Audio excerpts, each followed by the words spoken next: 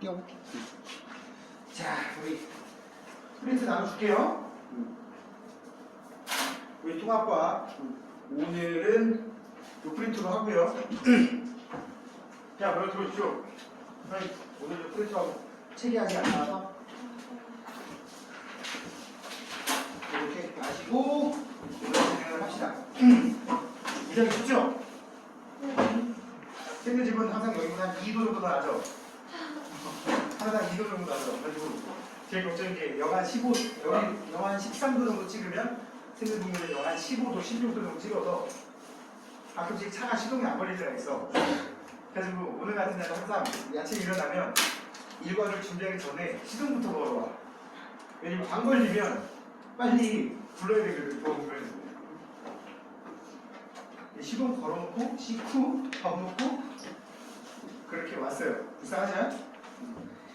자, 지금 우리는 그 통합과학을 한 바퀴 다 돌았기 때문에 처음부터 문제풀이 위주로 좀 가보도록 하겠습니다. 그렇다고 내가 여러분들 알잖아요, 그죠? 어느 정도 좀 리셋이 돼 있을 거라는 거. 그래서 설명이 조금 부과가 되고 중요한 내용들이나 문제 풀어야 되고 필요한 내용들은 다시 한번 짚어보고 그리고 나서 문제풀이를 슬슬 해보도록 할 테니까 그렇게 알고요. 그리고 이제 여기 지금 뭐 한 명 빼고는 나머지는 내년에 정말 고등학교 1학년 올라가는 형 누나들인데 내가 키는 큰데 그냥 선행 수업 하는 거야. 비주얼만 보면은 나랑 친구 먹어도 될 것 같은데 이러고 한다고 삐지는 거 아니지? 근데 오늘 안색이 안 좋은데? 추워서 그런 거지? 항상 얘기하지만 고등학교 1학년 과학을 통합과학이라고 지칭을 한 지가 얼마 되지 않아요. 과장은 뭐냐? 통합과장은 뭐냐? 머릿속에서 더 뿌였나? 통합과학이라고 불리게 된 지가 이제 한 3, 4년밖에 안 됐어. 그지? 이 통합과학의 단원 구성의 취지가 뭔지 알아? 취지? 말 그대로 통합이야. 유니온이라는 뜻이지. 그지? 응? 그럼 뭘 통합하자는 얘기야? 뭘? 우리가 흔히 물리학이라고 하는 거, 화학이라고 하는 거, 생명과학이라고 하는 거, 그 다음에 지구과학이라고 하는 거, 그지? 옛날에는 이런 개념들을 좀 분절을 해서 배웠단 말이야. 참고로 요거 직전에 통합과학이 만들어지기 직전에 융합과학이라고 불리던 시절에부터 요거를 좀 섞으려고 하는 그런 시도가 있어 왔는데 여기에 와서 제대로 좀 섞인 감이 좀 있어요. 그 전에는 이름만 융합과학이었고 사실은 뭐가 융합되는 느낌은 거의 아니었다고 봐도 과언이 아니었습니다. 왜냐면 그냥 단원을 쪼개놨어. 아주 옛날엔 어땠느냐, 한 15년 전쯤만 해도 그냥 고등학교 1학년 과학이 총 6단원으로 되어 있었는데 그 6단원이 1단원은 인트로, 과학 전반에 대한 얘기, 과학을 탐구할 때 사용하는 용어들, 특히 과학이라고 하는 과목은 유난히 실험도 많이 하는 편이잖아. 실험 과정에서 쓰이는 여러 가지 개념들, 또 실험 과정에 사용되는 절차들에 관련된 용어들, 그런 것들, 그리고 과학의 본질 막 이런 거 1단원 나오더라. 2단원부터 오더라. 물리, 화학, 생명과학, 지구과학. 마지막 6단원이 과학기술과 미래. 이렇게 얘기하면 그냥 끊어져 있었다고. 그때 이제 사람들 입에 많이 붙은 말이 공통과학이라는 말. 그건 뭐냐면 그냥 문과학원, 이과학원 구분 없이 다 배운다는 의미가 되는 거였어. 근데 이제 우리는 이거를 섞는, 이렇게 배우게 되고, 취지는 요거를 다 믹스한다는 게 가장 큰 취지가 되는데, 여기에 우리가 생각해야 되는 게 큰 4가지 정도의 테마로 나누고 있습니다. 그죠? 4가지 정도의 테마를 해가지고, 여기 뭐, 1. 물질과 다양성. 그지? 2. 또 무슨 이게 다 나오잖아. 그지? 여기 지금 1단원에 딱 나와가지고 물질과 다양성이라는 말이 나오게 되는데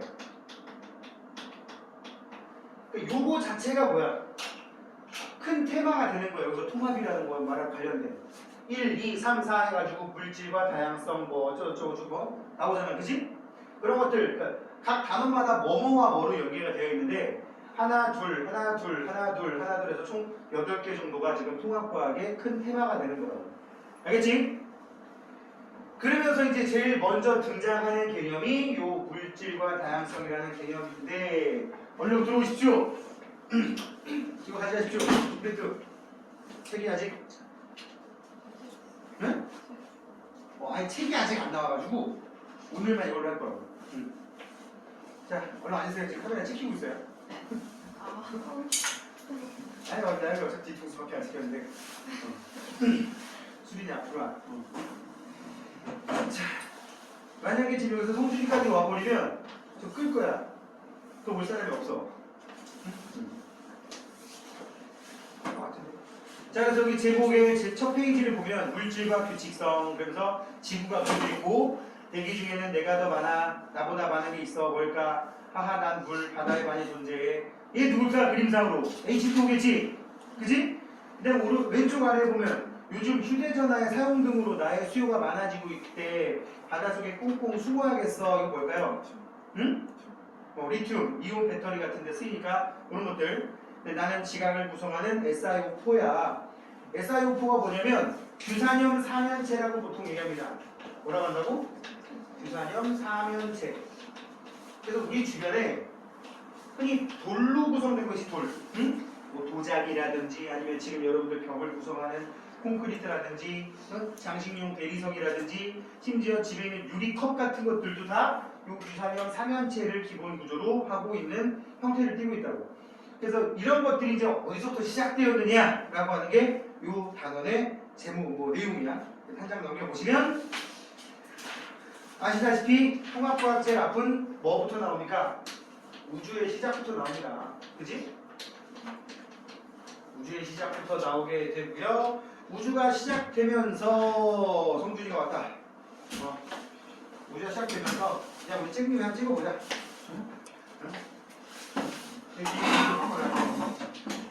프린트! 계속 얘기하는데 그 쌤이 정한 책이 학원에서 권장한 책은 아니었어. 원장님이 흔히 말하는 이 책을 하면 어떠냐 하는데 내가 싫은데 요새 초딩들이 제일 많이 하는 말 이거 알아? 들어봤어? 싫은데 내가 왜 얼마 준 거 알아? 알아? 요새 부탁이 그거 많이 들어가고 내가 나나 밥 먹자 싫은데 내가 왜 얼마 줄 거니? 뭐야? 왜 그치? 그래서 내가 나는 그 책이 나은 것 같다. 그래가지고 그러면 학원에서 단체로 구입하기 힘든데 내가 사가지고 애들한테 이렇게 하면 되지 이렇게 얘기했거든. 그래가지고 딱 들어가서 주문을 했더니 책이 출판사에서 나오는 게 28일이래요. 아무튼 그래서 물론 그거 말고 프린트 더 많이 나가긴 하겠지만 다음 주에는 책으로 수업하도록 할 거고요. 이따가 쌤이 조사하겠지만 승윤은 학원에서 산다 했으니까 쌤이 구입해서 다시 나눠주면 되는 거야. 그게 아마 다 그럴 것 같은데 그지? 그게 편하겠지. 다음 주에 쌤이 그냥 쭉 갖고 오는 게.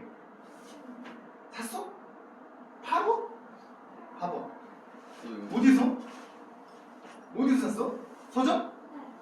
어디 서점? 내가 거기 사야겠다. 응? 샀구나. 야 씨. 나는 가봐도 없던데?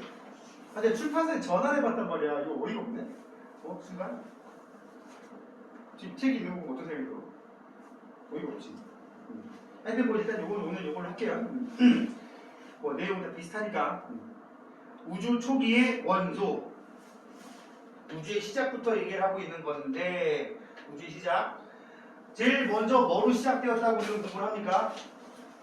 빅뱅에 의해서 시작되었다라고 얘기를 합니다. 그지? 빅뱅에 의해서 시작되었다고 하는 이유는 지금으로부터 한 50년, 60년도 안 된 나름 최신 이론이긴 한데 여기 보면은 우주에 존재하는 빛이라고 하는 개념이 있어. 우주에 존재하는 뭐가 있다고? 빛. 이 우주에 존재하는 빛, 이 빛이 알려주는 이야기라고 써있는데 우주에 존재하는 이 빛을 우리는 이제 뒤에서 얘기하겠지만 우주 배경 복사라는 말을 쓴다고. 우주 배경 복사라는 말을 쓰는데 이걸 통해서 우주가 무엇으로 구성되어 있고 우주의 온도가 얼마나 되는지 그런 것들을 추정할 수 있었는데 이걸 알아보는 방법이 바로 1번 빛과 스펙트럼이야. 뭐라고요? 빛과 스펙트럼. 프린트에 빛과 스펙트럼이라는 말 나와 있고, 스펙트럼은 거기 뭐라고 써 있냐면 분광기라고 하는 걸 통해서 분광기라고 하는 걸 통해서 순서대로 펼쳐져서 띠의 형태로 나뉘는 거, 이거를 분광기, 말 그대로 뭐야? 빛을 나누는 기구라는 뜻이겠지? 응? 이걸 이용하게 되면 띠가 나타나게 되기도 하고 여러 색깔로 분산되기도 하는데, 여러 색깔로 분산이 되던가 아니면 띠의 형태로 나타나던가 이런 식으로 형태가 나타나게 되는데, 여러 색깔로 분산되는 과정 자체를 우리는 스펙트럼이라는 말을 쓰고, 그 중에 띠의 형태로 나타나면 우리는 선 스펙트럼이다. 그 다음에 띠의 형태가 아니라 그냥 중간에 모난파초, 노주빨 쭉 나와 있으면 연속 스펙트럼이라는 말도 쓴다고. 응? 이런 걸 가지고 줄거기 표 바로 위에 이걸 이용해서 해당 원소의 종류를 할 수 있다고. 이런 띠의 형태, 그러니까 띠의 개수, 띠의 위치, 또 띠의 굵기, 이런 것들을 알게 되면 원소의 종류, 심지어 원소의 양도 비교할 수 있습니다. 알겠습니까? 자, 밑에 보시면 연속 스펙트럼 알아보는 과정 보니까 광원이라는 게 나와 있고, 슬릿, 그 다음에 띠가 연속적으로 나타나는 스펙트럼으로 나오는 태양, 백열전구 등이 나와 있어요. 선 스펙트럼은 특정 파장에서 선의 형태가 나타나는 스펙트럼이라고 하고, 흡수 스펙트럼, 그 다음에 방출 스펙트럼이 나오는데, 이 띠로 나타나는 스펙트럼에 흡수 스펙트럼이라는 게 나오고 방출 스펙트럼이라는 게 나오는데, 요것들이 주로 왜 등장을 하느냐, 원소에 따라서 그 원소가 뭐냐에 따라서 전자의 개수도 다르고 이 전자들의 이동에 의한 에너지의 크기도 다릅니다. 에너지도 다르다.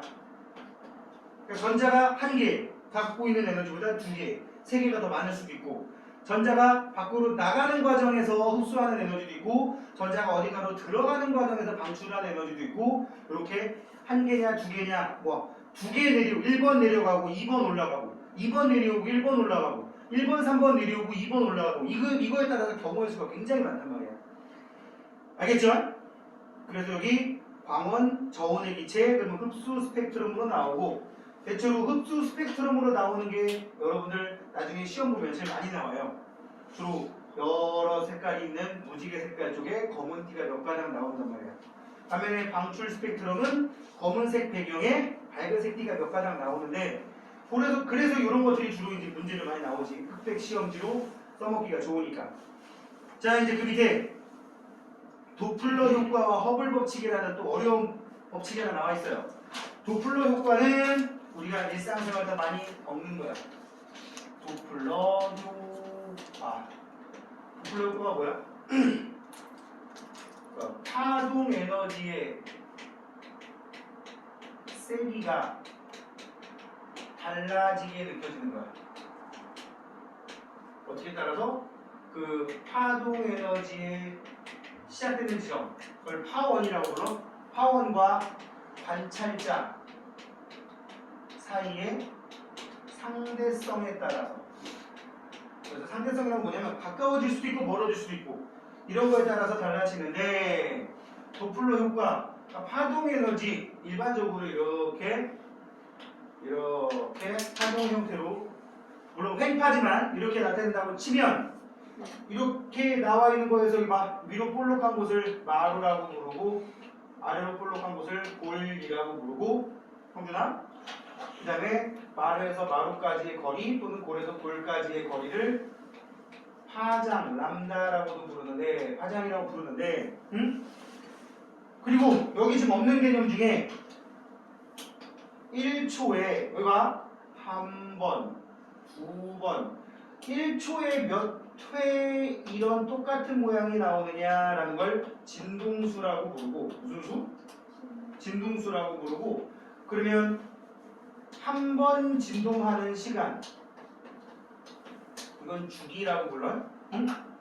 똑같은 패턴의 운동을 한 번 하는데 얼마나 시간이 걸리냐 이걸 주기라고 하는데 주기하고 진동수가 동일한 상태에서 파동 에너지가 달라지게 들리는 거야 관찰자한테. 응? 또는 그렇게 보이는 거야. 주로 우리 주변에 흔한 파동 에너지가 소리 아니면 빛이기 때문에 뭐 빛 같은 경우 솔직히 우리 일상생활에서 느끼기 힘들지. 예를 들면 저기 보이는 불빛이 나에게서 멀어지고 있어. 그거 바로바로 감지하나? 힘들잖아. 근데 소리는 바로바로 티가 난 소리는. 그래서 이 도플러 효과 얘기 나올 때 제일 많이 나오는 게 뭐야? 앰뷸런스 얘기 나오지 앰뷸런스. 그지? 앰뷸런스에서 소리가 막 나고 있어. 근데 나한테 그 앰뷸런스가 가까워지고 있으면 어떻게 된다? 쌤 지금 여기 그려놓은 이 파동의 그림이 좀 더 좁아지는 효과가 나와. 그래서 이 마루에서 마루까지의 거리가 짧아지는 효과가 나와. 가까워지면. 반면에 나에게서 멀어지게 되면 무슨 일이 생기느냐?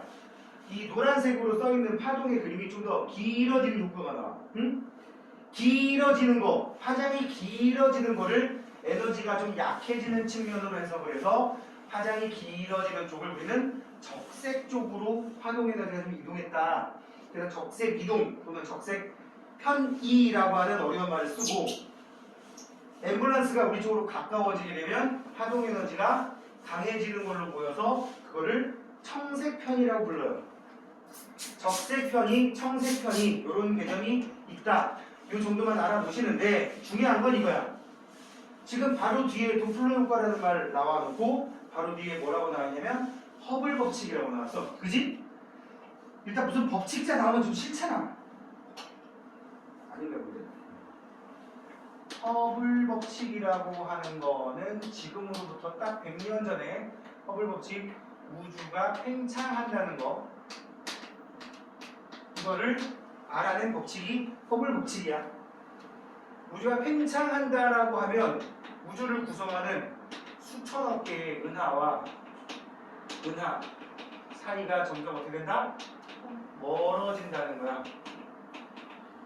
그럼 여기서 물어보자. 수민아, 태양계가 속해 있는 은하를 뭐라고 부르게? 그렇지. 태양계가 속한 은하를 우리 은하라고 불러요. 니네 은하는 아닐 거 아니야. 그치? 내가 웃어줘서 고마워. 보통 애들이 뭐야? 이런 거 쓰는데 좀 봐. 시원이 팔짝 닦이고 이건 웃기지도 않고. 우리 은하에서 다른 은하 봤을 때 그 다른 은하는 외부 은하라고 부르는데 또 다른 외부 은하. 우리 은하에서 이런 외부 은하들을 관찰을 해보면 멀리 있는 거일수록 멀어지는 속도가 뭐 다 멀어지고는 있는데 아주 극소수를 제외하면 멀어지는 속도가 멀리 있을수록 속도도 커지더란 말이지. 그래서 거리가 멀리 있는 은하일수록 속도가 커지더라. 그래서 우리 기준에서 볼 때 멀어지는 속도라고 해서 보통 후퇴 속도라고 부르는데 이 후퇴 속도 V값과 거리 R값이 서로 비례하더라. 이거를 법칙으로 표현한 게 허블 법칙이 되는 거예요. 그러니까 멀어지게 되면 무슨 일이 생기느냐? 은하들도 빛을 낸단 말이야. 수천억 개의 별들이 모여있는 게 은하니까. 근데 뭐 알려드리네. 별이라든지 은하 같은 것들은 빛을 내니까 그 빛의 세기가 강할 수도 있고 약할 수도 있어서 지구에서 보면 밝게 보일 수도 있고 어둡게 보일 수도 있잖아. 근데 그래 저 정도 거리에 있고 저 정도 은하면 대략 뭐 한 3등급으로 보여야 되지 않겠냐? 그래서 확인해보면 3.5등급 정도로 보이더란 말이야. 등급이 숫자가 커지면 어두운 거야. 응? 니네 생각해봐. 내 내신이 나중에 고등학교 올라가면 내신이 1등급 맞는 게 미래가 어두워. 2등급이 어두워. 너무 잔인하다. 말하고 너무 좀 잔인한 느낌이야. 1등급이 밝아? 2등급이 밝아? 미래가 1등급이 밝겠지? 꼭 그런 건 아니야. 편견을 가지면 안 되지만 별빛도 그렇단 말이야. 별 또는 은하들도 밝을수록 등급 숫자가 작아. 그럼 2등급인 별 또는 은하와 3등급인 별 또는 은하가 누가 더 밝아? 2등급이 더 밝아. 그러면 저기 있는 녀석은 분명히 기록상으로 관측한 자료를 가지고 다 계산해봤을 때 2등급이 나와야 되는데 2.5등급으로 보이더란 말이야. 조금 더 어두워진 거지. 저거 분명 2등급이라고 그랬는데 왜 2.5등급이지? 내가 관측하는 그 당시에 이미 벌써 얘는 멀어지고 있단 말이야. 멀면 밝아 보이겠어, 어두워 보이겠어? 어두워 보이겠지? 왜 그러지? 저 녀석은 분명히 3등급이라고 하는데 거의 4등급으로 보여. 이렇게 멀리 있는 애일수록 멀어지는 속도도 커지고 그만큼 더 밝기가 감소한 값으로 보인단 말이지. 더 짧게. 밝기가 감소한 양도 커지더란 말이야. 그지? 그 밝기가 왜 감소했느냐? 적색 편이 때문에. 분명히 얘는 100이라는 밝기를 뿜어내고 있는데 지구에 도달하는 거는 이게 뒤로 가면서 지구 쪽으로 뿜어내다 보니까 밝기가 80, 70으로 적게 나온다는 얘기지. 알겠지? 이 도플러 효과를 이용을 해서 멀어진다는 걸 알아냈고 그 멀어지는 속도와 거리가 비례한다. 그리고 이렇게 적색 편의로 증가한 파장 이거를 뭐라고 그래? 델타 람다 이렇게도 쓴다고. 참고로 델타는 변화량이라는 뜻이고 람다는 파장을 나타내는 대표적인 기호입니다. 알았지? 그렇게 해놓고 또 하나 여기다가 좀 어려운 말 쓰면 적색 편의량을 이거를 계산을 해. 응? 이거는 파장의 변화라고 좀 써볼게. 파장의 변화. 예를 들면 X라는 은하가 있었어. 근데 이 녀석을 보니까 파장이 한 550 나노미터였단 말이야. 물론 별빛은 파장이 몇이라고 딱 나오고 구간으로 나옵니다만 가장 강하게 나오는 부분을 딱 찍어서 이렇게 얘기를 해볼게. 응? 요거라고 분명히 생각을 했는데 관측을 해보니까 600이 나오더란 말이지. 600. 응? 600 나노미터로 관측이 되더라. 그러면 델타 람다가 몇이 되는 거야? 50이 되는 거야. 50. 600 빼기 550. 그지? 근데 이거를 적색 편의량이라고 얘기를 하면 보통 Z라는 기호는 그냥 쓰는 건데 원래 550으로 보이는 녀석이 600으로 보이다 보니까 이렇게 돼버렸지. 이거 자체를 그냥 적색 편이라고 부릅니다. 응? 뭐 이거 분모 고정돼 있다 보니까 이 값이 커지면 요 위에 분자 값이 요거니까 전체 값이 요 Z라고 하는 값이니까 이게 크면 이렇게 커지는 거지. 그지? 그래서 허블 법칙을 가장 간단하게 정리한 게 V하고 R하고 비례하고 델타 람다도 커지고 적색 편의도 커진다. 이게 허블 법칙의 가장 기본 개념이고 이거 다 똑같은 개념이다 보니까 나중에 어떻게 만들어요? V하고 R하고 비교하는데 앞에다가 상수 하나 만들어서 이렇게 식으로 써는 거야. 이게 허블 상수라고 보통 갖다 붙이고 이 노란색으로 좀 크게 써놓은 식이 허블 법칙의 일반 식입니다. 알겠습니까? 거기 허블 법칙에다 이거 써봐. V는 HR이라고 써봐. 성주 고개 들고 여기 보면은 목이 없어. 쌤 너무 추워요. 아프지 마. 응? 그리고 네 자리가 지금 제일 추운 자리야. 왜? 추우니까 잠은 안 오지? 네. 아닌데 추우면 잠 잘 오는데. 춥고 배고프고 자보고 그럴 거야. 딱 그지 아니야 그지. 노숙해봤냐 노숙? 아니요. 쌤은 대학생 때 아니네. 고등학생 때구나. 고등학생 때 노숙을 한번 해봤거든. 왜요? 지금 대학생은 어이가 없는데 내가 고등학교 1학년 때인가 2학년 때인가 가출이라고 한번 해봤어. 가출. 가출 한번 해봤거든. 결론은 뭔지 알아? 2박 3일 동안 가출을 했는데 집에서 몰라.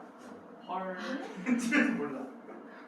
결론은 그거였는데 하여튼 첫날 옆 동네 사는 사촌동생 한 살 어린 사촌동생 꼬셔가지고 둘이 날른 거야. 방학식 하는 날 딱 7월 중순인 거겠지. 응? 그래놓고 어떻게 모아놓은 돈으로 부산 가는 기차를 탔어. 부산에 갔어. 근데 숙박비까지 했는데 비싸잖아. 또 애들끼리 오는 거 누가 재워주냐? 그때 당시에. 그래가지고 그날 첫날 응접판에 있었어. 역대 살면서 그렇게 모기를 많이 물려본 건 처음이야. 아침에 갔더니 얼굴에만 5방 이상 물렸더라고. 응? 노숙한 거야 노숙. 그리고 그 다음날은 저 대구 쪽에 있는 친척집에 갔다가 응? 거기서 하룻밤을 자고 올라올 때 양파 한 무대기하고 마늘 한 무대기를 들고 올라왔어. 이쁘 가출얘기. 여행 갔다 온 거지. 그지? 여기는 우리 집이 2층이고 내가 중2 때부터 군대 가기 전까지 지하실방을 개조해가지고 내가 썼거든. 군대 가기 전까지. 대학생 때까지 쓴 거지. 근데 나는 중2 때부터 그 방을 썼단 말이야. 이렇게 할아버지 할머니랑 합치는 바람에 방이 모자라서 지하실 창고를 방으로 개조했단 말이야. 더 웃기는 거. 내가 2박 3일간 갔다 왔잖아. 양파 들고 왔잖아. 우리 아버지 하는 말도 없어. 너 지하실이 없었냐? 아무도 모르는 거야. 슬프지 않아요? 지금 생각하기에는 그냥 걱정은 하셨으나 괜찮아 이 자식아 참았으면 됐지 뭐 이런 마인드로 이렇게 말하신 거일 수도 있는 아니야. 진짜 몰랐을 수도 있어요. 그렇다고요. 노숙을 해봤어요. 근데 지금 이 춥고 배고프고 저렇게 막 자보고 말이야. 이성준 너 지금 너 그렇게 고개 숙여 있으면 옷에 달려있는 거 털밖에 안 보여. 몸뚱아리하고 위 털만 보여. 얼마나 웃긴지 알아 여기서 보면?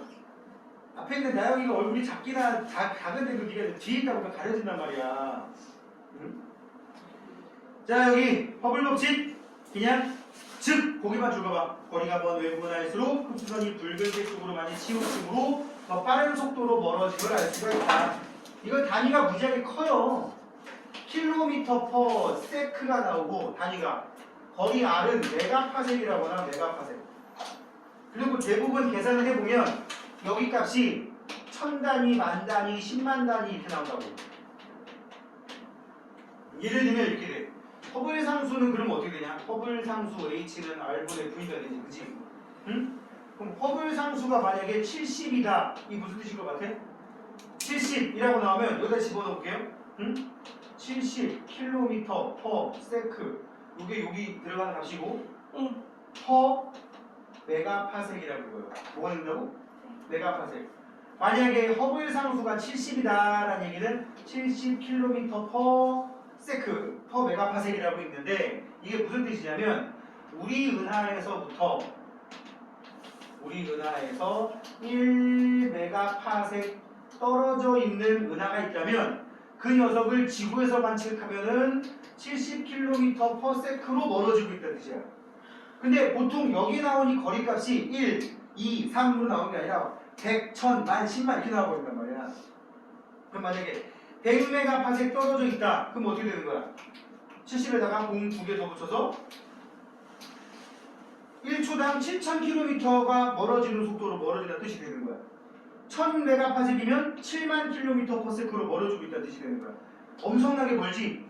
그러니까 이것도 메가가 넘어가는 값이 막 나와버린단 말이지. 그러니까 우주라고 하는 공간에서 이 메가파섹이라는 단위를 쓰는 게 그나마도 가장 크게 따지는 스케일을 의미한다라고 보시면 되겠고, 즉 그 밑에 있는 에너지 준위와 스펙트럼은 뭐냐면 세 번째 줄 줄거보세요. 그림 바로 위에 전자가 에너지 준위 사이를 이동하면서 빛이 방출되거나 흡수되며 이로 인해서 우리 눈에 보이는 스펙트럼이 나타난다.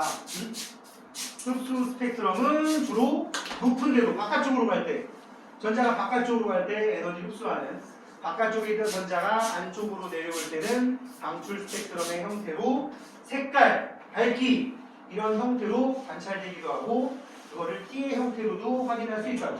자, 오른쪽에 보면 위에 허블 법칙 공식이 나와 있는데요. X축, Y축에 뭐라고도 쓰고 그냥 넘어갈게요.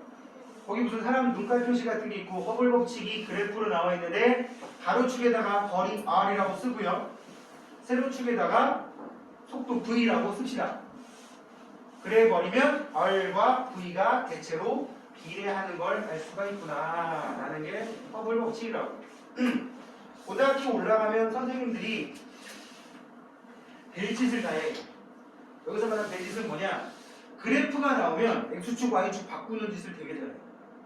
그러니까 니네 머릿속에 당연히 가로축은 거리겠지, 당연히 세로축은 속도겠지 라고 나오면 뒤통수를 치는 거야.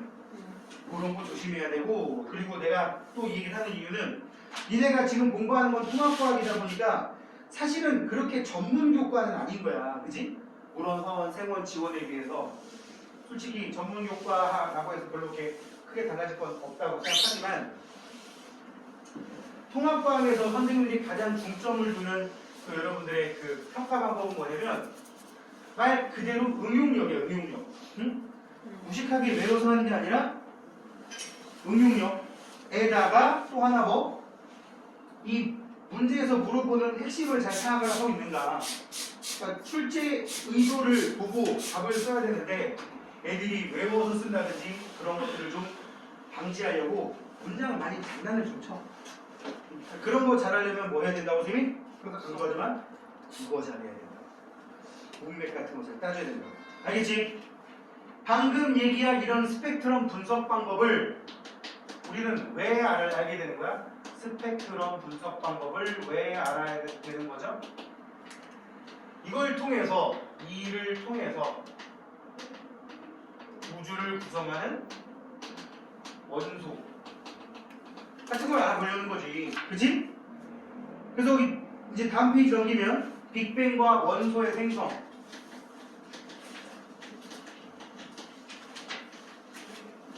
여기는 선생님이 설명을 하면서도 항상 조금씩 찔리는 게 빅뱅이 왜 일어났냐? 나도 모르지. 그렇잖아. 그거 알면 내가 여기 있겠어? 그지? 여기 다리 나쁘게 넘어가는 곳에 하나, 가게 하나 차려놓고 뭘 하고 있든가, 그지? 땡땡 보살. 알지?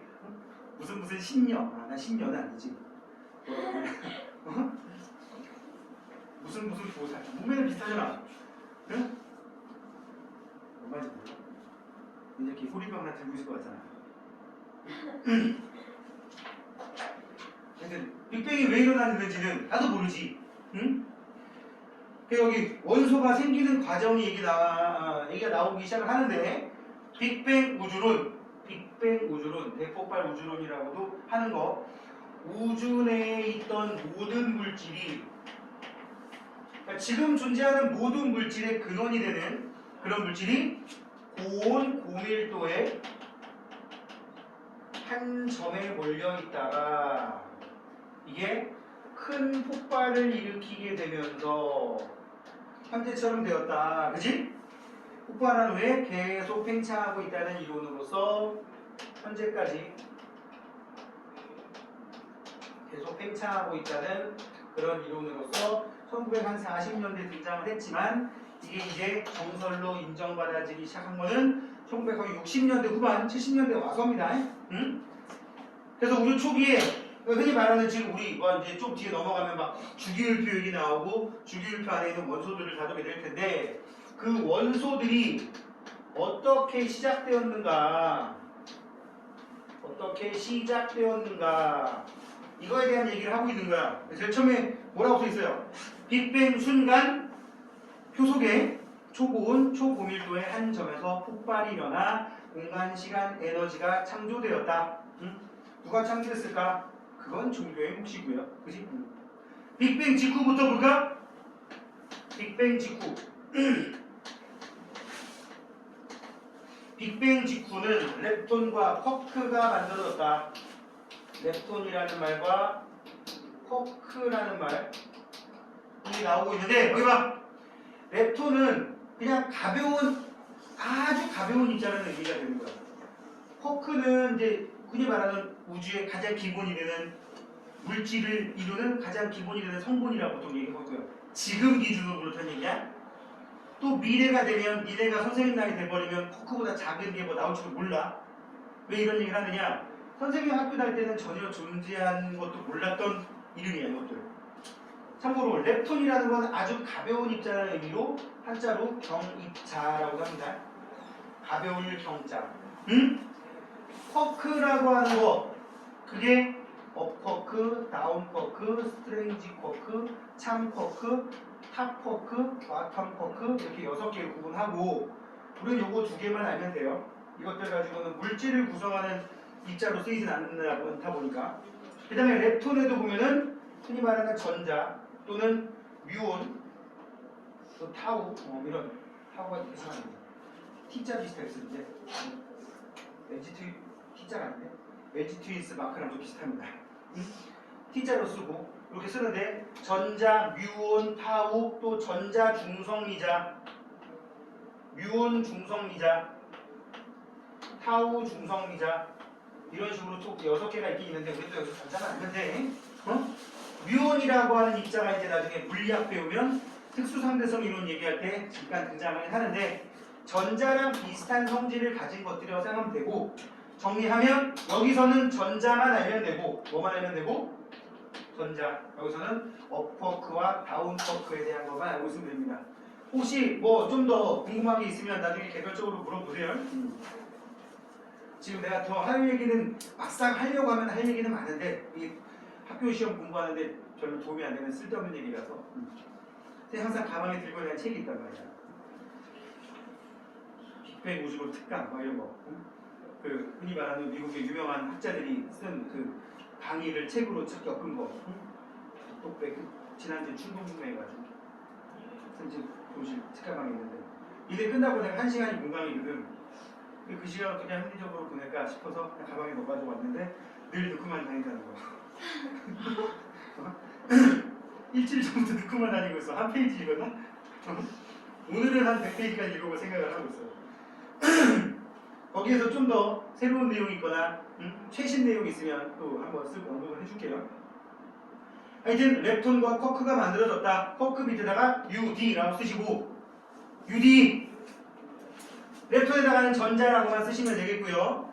그 다음에 빅뱅 후 10의 마이너스 6제곱초. 참고로 이거 좀 치사한 숫자긴 한데 저거를 나중에 고등학교 올라가면 대신해서 선생님들이 돼요. 정말 짜증나는 거. 빅뱅 직후 뭐라고 하더라? 10의 마이너스 36제곱초. 어떤 책에 35제곱, 어떤 책에 34제곱. 의미가 있을까? 0.0000하고 33번 하고 1을 하나, 35번 하고 1을 하나, 36번 하고 1을 하나. 별 의미는 없잖아, 그지? 이렇게 나오고요. 10의 마이너스 6제곱초. 여기에 이제 뭐가 나오냐면 업커크 2개랑 다운커크 1개가, 업커크 1개랑 다운커크 2개가 결합해서 양성자, 여기서는 중성자가 만들어졌다고 얘기가 나옵니다. 그지? 양성자 밑에다가 UUD, 중성자에다가 UDD 써놓으시고요. 그리고 나서 세월이 흘러 세월이라고 하기 웃기지. 약 10에 10이 아니지. 빅뱅 후 얼마 됐을 때? 빅뱅 후 약 3분 정도 됐을 때, 빅뱅 후 3분 정도 됐을 때 뭐가 생겼대요? 여기에서 여기까지 무슨 일이 있었냐면 우주의 온도가 기본적으로 100억, 1000억 또는 택에 따라서 조단위까지 되는 이런 농도였단 말이야. 니네가 이걸 부작적 외우려고 하지 말고 100억 켈빈, 1000억 켈빈, 조단위의 켈빈 정도면 엄청나게 높은 온도지, 그치? 참고로 이게 더 높았어요. 그 계속 빅뱅 이후에 우주가 팽창하면서 점점점 우주의 부피가 커지면서 에너지가 넓은 면적이 흩어지다 보니까 우주의 평균 온도가 낮아지게 되는데 빅뱅 후 3분 정도 지났을 때가 이때가 약 10억 켈빈 정도 됩니다. 그러니까 이 사이니까는 그거보다 높아서 내가 100억, 1000억 이렇게 놓은 건데 에너지가 엄청나게 많다는 의미는 뭐냐? 반대구나. 온도가 무지하게 높다는 얘기는 초고온이라는 거는 곧 에너지가 무지하게 많다는 얘기야. 오늘 됐잖아요? 에너지 무지하게 많다는 얘기야. 그러면서 여러분들이 좀 생각을 해봐야 될 게 양성자라는 거를 보통 우리 플러스로 많이 표현을 하고 중성자라는 거는 표시를 안 하는 그냥 이렇게 동그랗게 표시를 하는데 양성자의 양자는 플러스라는 의미의 양자고요. 중성자의 중자는 뭘까? 무거울 중자예요. 이게 가운데 중자로 전기적인 측면에서는 가운데 중자로 해석할 경우도 있지만 한자로는 무거울 중자란 말이야. 무겁다는 얘기는 양성자보다 중성자가 에너지가 더 많다는 얘기가 되는 거야. 엄청나게 고온이다 보니까 주변에 에너지가 넘쳐나. 그러다 보니까 양성자가 중성자로 바뀌거나 중성자가 양성자로 바뀌는데 큰 무리가 없어. 양성자가 중성자 될 때는 주변에서 뭔가를 끌어모아서 에너지를 좀 더 먹고 무거운 애가 되는 거지만 중성자는 가진 거 조금씩 버리면은 양성자가 돼.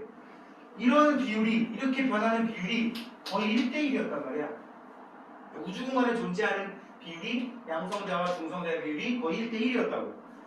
그런데 3분까지 시간이 흐르는 동안에 우주의 온도가 계속 식어서 에너지가 이때보다 많아져.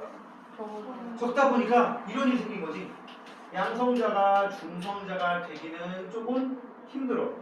에너지가 적다 보니까 이제 먹어서 안 되진 않겠지만 예전보다 훨씬 그 개수가 줄어. 많이 줄어들었는데 이거 X자 치면 안 되겠다.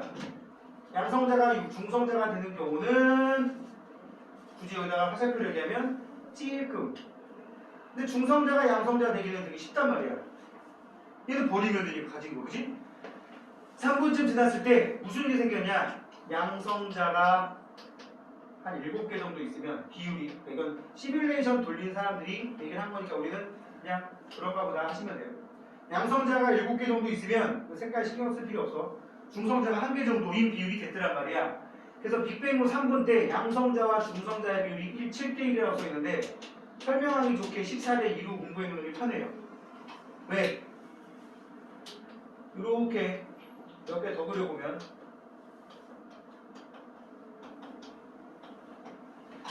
14대 2지 개수비가 네. 이랬을 때 우주에서 무슨 일이 일어나냐면 양성자 2개랑 중성자 2개가 결합해서 뭐가 만들어지는 일이 생겼어요? 이게 4개가 다 따로따로 있었는데 이것들이 붙어가지고 한 덩어리를 이루었어. 양성자가 2개니까 원자번호 2번이 내가 생겨버린 거야. 얘가 뭐야? 헬륨. 얘는 양성자이자 곧 수소야. 원자번호 1번. 수소 원자 핵이 곧 양성자거든. 그래서 빅뱅 후 3분쯤 지났을 때 우주에 수소와 헬륨의 개수비가 막 하나, 둘, 셋, 넷, 다섯, 여섯, 일곱, 여덟, 아홉, 열, 그다음에 12개의 수소와 1개의 헬륨 원자 핵이 만들어진 거라고. 그래서 개수비는 몇 대 몇이에요? 12대 12대 1이 됐는데 문제는 얘는 12개가 질량상으로 따져보면 12라고 한다면 동그라미 하나의 질량을 1이라고 부르는 거야. 얘는 헬륨 원자핵 1개가 질량이 4란 말이지. 그래서 우주에는 수소와 헬륨의 질량비가 11대 4가 되게 되었고요. 빅뱅 후 3분 때. 이게 지금까지 오고 있단 말이에요. 약간씩 변하긴 했지만 이때는 우주의 75%가 수소 원자였고 25%가 헬륨 원자였는데 이제 요것들의 비율이 좀 줄었어. 왜냐면 수소, 헬륨 말고 다른 원소들도 우주에 존재하니까. 그래서 약 이게 74% 정도 되고요. 이게 한 24% 정도 되고 수소와 헬륨이 아닌 원소가 대략 2% 정도를 차지하고 있단 말이지. 지금은. 응? 그 얘기가 여기 써 있습니다. 빅뱅 후 3분. 그 3분 이후에 수소 원자핵과 헬륨 원자핵의 질량비가 약 3대1로 나타남이라고 써 있고 그 다음에 이제 계속 우주의 온도 식어가는 거야. 빅뱅 후 38만 년 정도 됐을 때 지금 중요한 거 봐봐. 수소 원자 핵이고 헬륨 원자 핵인데 아직 우리가 중학교 과정에서 공부했던 물질을 이루는 기본 입자인 원자까지는 안 됐지. 여기까지는 아직 안 됐잖아. 응? 여기까지 되려면 얘네들하고 지금 따로 놀고 있는 이 전자가 들어와서 들러붙어야 돼. 이 전자가 들러붙는 상황이 발생하기 위해서 우주의 온도가 더 낮아져야 돼. 그게 얼마나 흐른 거냐? 빅뱅 이후 38만 년 정도 경과한 후에 우주의 온도가 3000켈빈 막 10억, 100억, 1000억 할 때 비하면 에너지 엄청 적지? 그치? 그러다 보니까 입자들의 속도도 느려진 거야. 뭐라고요? 느려지다 보니까 무슨 일이 생겼어요? 주변 애들이 옛날에는 막 빠르게 움직이면 주변 애들이 끌어당겨도 안 끌려갔단 말이야. 누가 잡아당겨 잡으면 메롱 이러고 지나가는 거야 그냥. 근데 이제 느리니까 어떻게 해? 야 너 일로 와 이 새끼 메롱 하다가 메롱 하기에는 이제 속도가 느려서 그냥 확 잡히는 거지. 잡혀서 뭐가 되는 거야? 원자 핵에 붙잡혀. 그래서 양성자에다가 전자 하나 붙잡히고 또는 양성자 2개, 중성자 2개 있는 헬륨 원자에게 전자 하나 붙잡히고 또 전자 하나 붙잡혀서 결과적으로 뭐가 생기는 거야? 양성자 주변에 전자가 돌아다니는 수소 원자. 헬륨 원자핵 주변에 전자가 돌아다니는 헬륨 원자가 만들어지게 된 거라고. 이게 얼마나? 38만 년 우주가 3000켈빈. 이 과정에서 바깥쪽에 있던 전자가 양성자에, 전자가 헬륨 원자에게 붙잡히면서 높은 곳에 있던 에너지가 낮은 곳으로 떨어졌지. 여기 있던 에너지가 여기까지 떨어졌단 말이야. 그때 그 에너지 준위만큼의 차이가 빛과 열의 형태로 우주로 뿜어져 나갔단 말이지. 이게 지금도 우주 곳곳에 자리하고 있는 우주 배경 복사라고 불리는 녀석이다라는 거예요. 알겠냐? 거기 표 속에 빅뱅 후 약 38만 년, 약 3000켈빈 원자가 생성되었고 비로소 우주가 우리가 흔히 알고 있는 투명한 우주가 되었고 이때 분리된 빛이 현재 우주 배경 복사로 관측된다. 이때는 3000켈빈이었지만 약 138억 년 정도 시간이 흘러버린 지금은 약 2.7켈빈으로 관측된다라고 보통 얘기를 합니다. 알겠습니까? 지금 말한 내용이 밑에 있는 그림으로 나와 있고, 이제 이 이후에 원자가 생기고 나서 계속 우주의 온도는 떨어지고 있겠지. 우주의 온도 떨어지면 자꾸 작은 입자들이 서로 붙어서 큰 입자를 만들려고 해. 화학적으로 안정해지기 위해서. 그래서 이제 원자학 결합해서 흔히 말하는 분자가 되는 거고, 분자가 물질을 구성하고, 물질을 구성한 애들이 이것도 만들어지고 저것도 만들어지고 지구도 만들어지고, 뭐 태양이 먼저니까 태양도 만들고 지구도 만들고, 지구 위에 여러 가지 무기물을 만들고, 무기물들에서 우연히 유기물이 만들어졌고, 그 유기물이 점점 더 생명의 진화를 거쳐서 이 지경까지 왔다라고 하는 게 이 빅뱅 구조론으로 물질의 탄생을 설명하는 거였다고. 그죠? 여기 오른쪽에 표를 보면 빅뱅 구조론과 정상 구조론까지 그림으로 나와 있는데, 이건 나중에 한번 참고로 해서 다시 보도록 하겠고요. 물질을 구성하는 기본적인 거, 쿼크, 전자가 둘러붙고, 쿼크가 결합해서 양성자, 중성자가 되고, 전자가 결합해서 원자가 되고, 원자가 분자가 되고, 분자가 물질을 구성하는 이 과정들은 꼭 알고 계시기 바랍니다. 그리고 다음 장 넘겨보면 수소 원자핵과 헬륨 원자핵의 질량비가 왜 3대1이냐, 해명이 11에 4라고 쓴 거지? 약분하면 3대1이잖아. 응? 그 얘기가 쭉 써 있습니다. 그리고 이거 줄만 그어볼게요. 3번. 빅뱅 구조론의 증거. 지금 이게 빅뱅 구조론으로 시뮬레이션을 돌렸을 때 수소와 헬륨이 질량비가 3대1이 나온다는 거, 그리고 우주 배경 복사가 3000켈빈이었던 우주 배경 복사가 현재는 2.7켈빈으로 나온다는 거, 이 두 개는 빅뱅 구조론으로 만든 시뮬레이션과 실제 관측값이 거의 일치하고 있기 때문에 이 두 개를 우주 배경 복사라고 얘기를 합니다. 그러면서 흔히 말하는 그 당시에 나름 메이저 이론이었던 정상 구조론이 묻혀버리고 빅뱅 구조론이 이제 메이저, 흔히 말하는 정설로 받아들여지게 된 거야. 알겠지? 됐습니까? 자, 잠시 쉬었다가 우리 뒤에 문제를 한번 건드려보도록 합시다.